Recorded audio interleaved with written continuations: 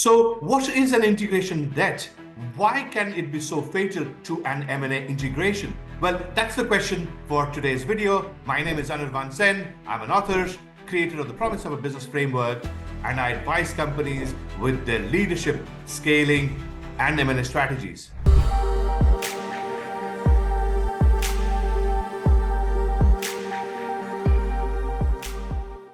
So integration debt, the silent killer of a post-acquisition value.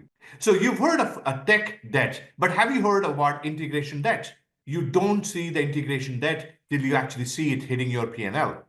Now let's understand what's an integration debt. So we define integration debt as all the deferred tasks that eventually erode value, drain bandwidth, and increase long-term costs. So for example, HR decides to delay the compensation and benefit harmonization. It delays to roll out HR policies. The tech team may decide to delay the convergence of the system and therefore data. And the reporting funnels take forever and gets pushed on to next year to get it done. Now, all of these things are considered as part of the integration debt.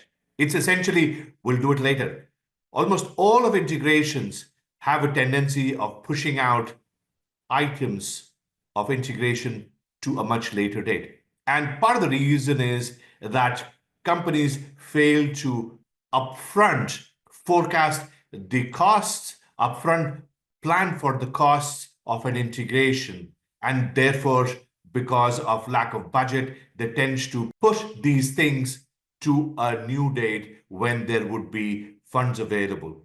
But because of this, it kind of creates an integration debt. But more importantly, there is so much of synergies, there is so much of efficiencies that could have been unlocked upfront, gets delayed. And not just that, it creates inefficiencies, bureaucracies, and challenges, which leads to delayed decisions, which leads to frustration amongst employees and leaders. In other words, this integration debt, if not tackled properly upfront, it slowly starts creeping in and starts building up.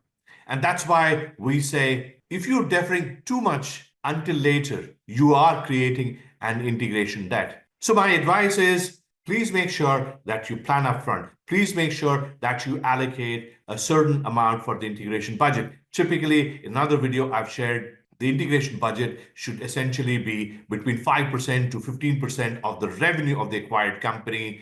And that's what is going to be important, because otherwise, if you do not bake in that integration cost, you'll not be able to unlock the synergies, unlock the efficiencies. And in fact, in most of the cases, you'll try to just push things under the carpet, which will create problems for the organizations. Well, that's it for today's video. If you liked it, then please share it with your network. And of course, do not forget to subscribe to our channel.